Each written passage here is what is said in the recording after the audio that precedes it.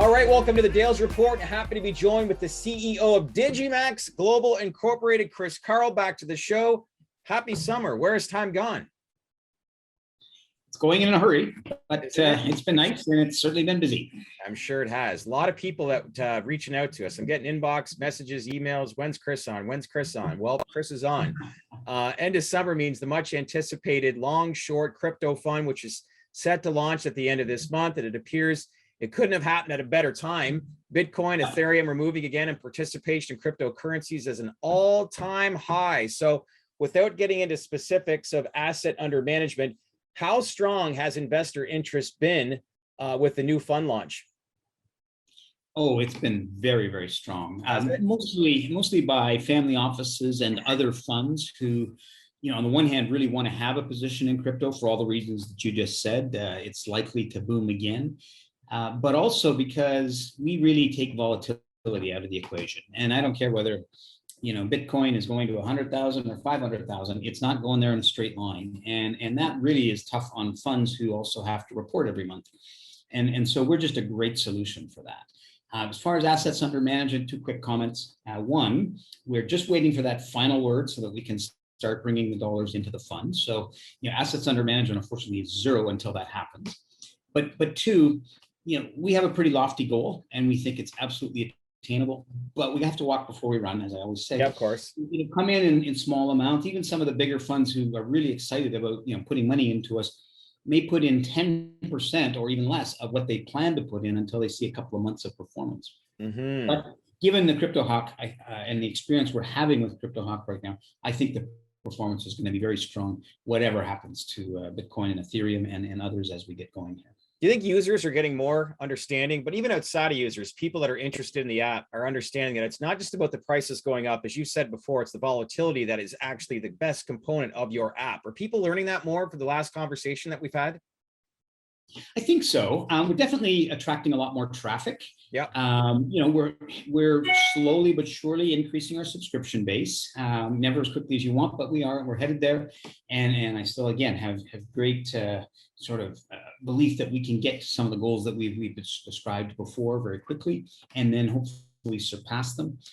With what we sort of brought out today, it's funny, of the users that we have, some are really doing well by it, and some are getting kind of frustrated by it. And no matter how many sort of education tools we put in front of them, it's funny how some people do really well and some don't. So what we're going to start doing for our subscribers is this bi-weekly webinar, where we can sort of explain, well, here's what we're doing. We've been using it ourselves, so we're speaking from the perspective of users. We've been reporting the last couple of months of the kind of returns we get before commissions. Okay. We think that we found ways, by playing around with the AI a little bit, that we can actually start to accelerate even those returns, which are already very, very good. So there's a lot going on, and the more we can educate our marketplace, the better. We're going to start now, like immediately, with our existing users, and we'll be probably making those webinars available on a week or two delay to non-users, just so they can get a better idea what's going on as well. But it's an unbelievable tool. That's good. Made an announcement earlier this week. You announced that 3 trading AI evaluation tools have been added to the CryptoHawk platform. These include trend change indicators that can be delivered via text or email, and a trend watch, which aims to foreshadow which currencies are set up for substantial up or down moves in price. So why were these designs or these features designed? And how do these, help subscribers make profitable investment decisions? So there are 3 in total. And by the end of the year, we'll have all 3 operating, hopefully well before the end of the year. We just brought out the second of the 3. So the first one is what we've had going really since Crypto Divine was introduced back in February. CryptoHawk was introduced June 1. And that is on Bitcoin and Ethereum only. We actually send out trend change indications to people's texts or emails. And that will continue. That's kind of service 1 of 3.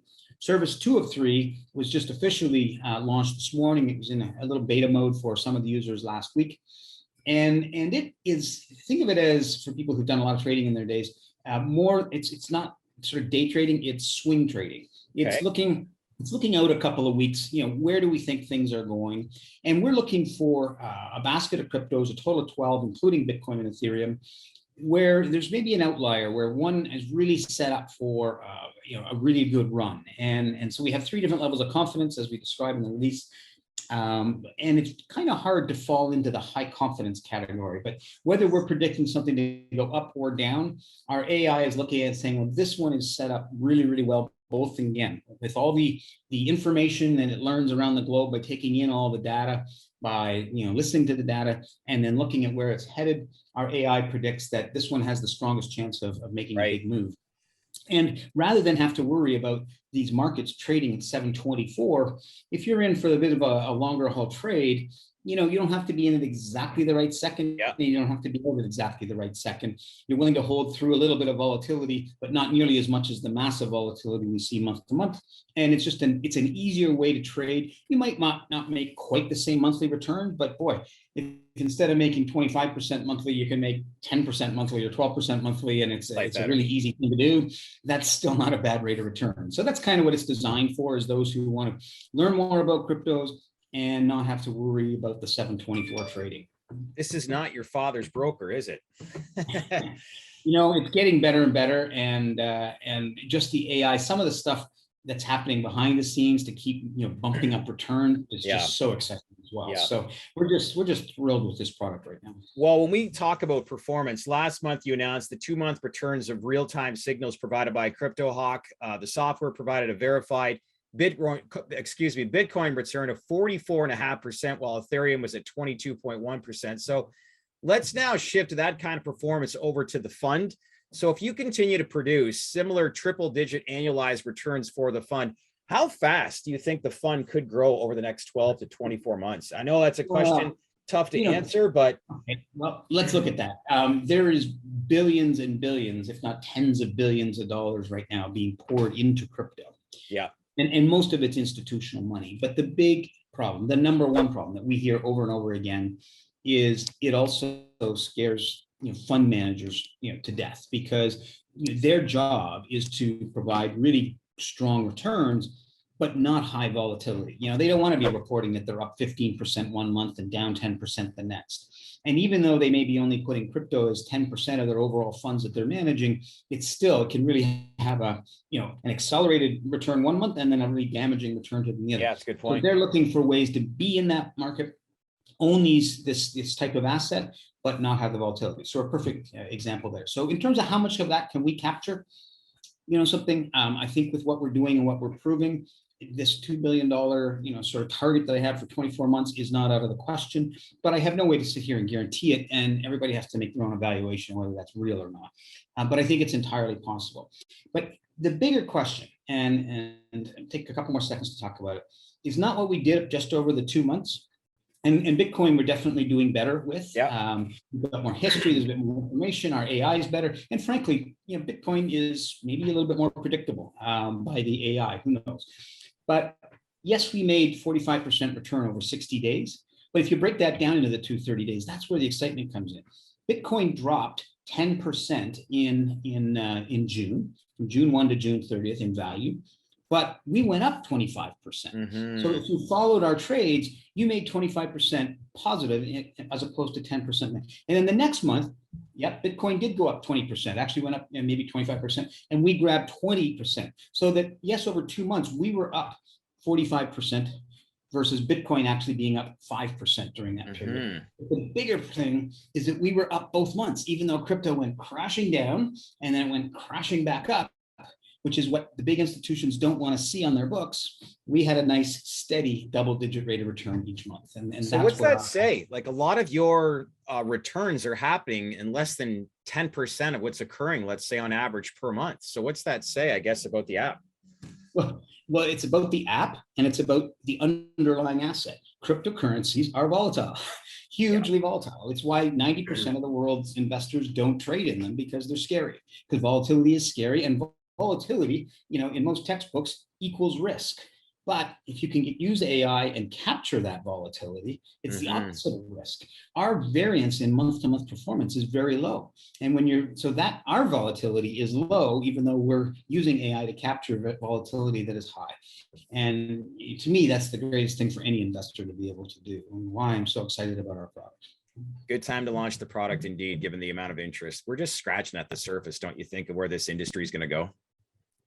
Well, I do. And we come back to it. Why are people looking at it? you look at examples like Venezuela and other countries where they've seen their local currencies just get decimated. And why does that happen? Because the governments just spend like there's no tomorrow, and eventually the world wakes up and said, I don't want to own this currency anymore. And so the currency dives down. The governments all lock it up and say you're not allowed to trade anything, and you're not allowed to take any currency out, you're not allowed to bring US dollars in, all that sort of thing. Well, you know what? Crypto kind of gets around that. And that's why, as an alternative store of value, something I said from my very first interview with you, one of the reasons I'm a believer in it, has nothing nefarious. You report your gains, you report your losses, you pay your taxes, but it's an alternative store of value. And I think long-term, that's one of the best things that you can have in a portfolio. Maybe not 100% of your portfolio, but as a significant piece of your overall portfolio. Last time we spoke, I know you'd mentioned that you believe 10,000 paid subscribers was a possibility before the end of the calendar year. Is that number still realistic projection given the growing popularity we are in this space? I would like to think so, and we're certainly putting a massive amount of effort into that. We had a couple fits and starts on our marketing efforts with CryptoHawk since the 1st of June. We're really in a nice path now, and a couple other things that happened probably since we last talked is we've been making a bit of a push into Asia because there's a ton of traders there, and we're starting to see a little bit of traction there. So I do believe that we can get to that number, and I believe that the following year we can get to 10 times that number if we do our jobs right, and I'd like to think we are. But we're in the summer doldrums. The markets are quiet, as we all know, and I think that with having been down, people not understanding the benefit of this volatility that we've just been talking about, they've been waiting, and now that it's coming back up, we are starting to see a lot more traction. So I think it's very, very doable with a combination of ongoing improved marketing, improved results, and wider and wider global attraction, which is what we're working on right now. For those unaware, can you talk? You mentioned Asia. You brought on influencer Minho Kang out of South Korea. What type of influencing and what type of credibility will they provide as far as advancing the platform and awareness of it all? Well, there's a bunch of things going on. They're actually converting our website and ultimately the CryptoHawk tool into the Korean language. As a country, Korea has a higher percentage of their population owning and trading cryptocurrencies than anywhere else in the world. Do you know by how much? So I'm sorry, I've read the numbers. I can't sit here and come prepared for that to be able to just quote those numbers off the top of my head. But it's, I would call it like double and triple what normal countries' averages are in terms of the number of people within that population. And it's a big population. Interesting. Japan is the same. Most of Asia is the same. We're doing now the same thing, and we're getting going and ready to get going in China. So Asia, we've really kind of put a bunch of effort over the last month, 6 weeks, to make sure that we have a really solid presence there. Now, when does that start paying dividends? Everything else, like in life, there's going to be a bit of a lag, but we do believe that we're going to start to see some really big numbers grow there, over the next few months, and one good month could get us to the 10,000. So I think that those are sort of the reasons why I still believe very much in the number, even though the summer's been a little bit quiet. We've been getting a lot of traffic. The traffic is starting to convert over, and I think we're well on our way here. Good to know. Lastly, update involving your investment in Corobo. Recently, Corobo made the undo button available in USDT, BNB, Chainlink, and several other coins, extending its reach with consumers. Quite honestly, this is a monumental moment, especially in this space. So do you find Corobo is becoming the de facto platform when it comes to reverse crypto transactions, or am I reading too much into that right now? It's certainly one of the leaders in that space. And I think that, again, when we got involved in them, one of the reasons we love being involved in them so much is probably the single biggest issue stopping DeFi, decentralized finance, from growing faster was this risk that either machines or humans could make a mistake in where they're sending, their transfers to. And by eliminating that problem, it allows the growth of DeFi again. And I think that Corobo is out there showing that it can grab a lot of those transactions. So that part is going very, very well. We have some things we're working on that we think are going to combine very well with Corobo. So I do believe that we're going to see tremendous dividends in terms of equity growth in our ownership value, a positive sort of number of transactions that we're going to end up being able to do with them as we keep growing. So I think that investment's going to pay off for us. many times over the next couple of years. That's great. Are you happy with the? Are you happy so far with what the investment has provided as far as expectations so far? Yeah. Listen, we didn't expect to get a cash return in our first year on that investment. So, but what we do have already is, a very substantial 3-digit percentage growth in equity value. I mean, the valuation of that company is just skyrocketing right now, but it's a private company. So, it's not like you can, look at it every single morning and see what the stock price is. They do have their own coin, and it's done very, very well. Very honestly, I haven't even looked at that in the last 10 days or so, but and that's getting used more and more and adopted as the basis for doing these transactions. But as far as sort of growth in value, and how that added value attributes back to us and hopefully gets reflected on our financial statements, I think it's huge. Someday, a year, 5 years from now, and I have nothing out there. Last time I made a comment, everybody thought, oh, they're up for sale. No. But at some point, I'm sure that everybody who's invested in Corobo is going to have, a great sort of cash opportunity in the future. But that's going to be a great opportunity for our company as well. But in the short term, just having that association, both with their technology and having them on our financial statements and the equity growth that will accrue is going to be great for our company. It's good to know. Appreciate the time. Summer's winding down. You can feel the excitement. So good luck with the fund next week. And we'll probably have you on in a couple of weeks just to see how things are progressing. And most importantly, just keep these investors obviously tuned in to how this is progressing, because we can't get enough content produced, that's for sure. I think things will accelerate again after Labor Day, as they always do. Summer gets a little quiet, but there's a lot coming down the pipe, so we're pretty excited. For sure. All right, Chris, appreciate your time. Hey, thank you. Take care. Bye-bye.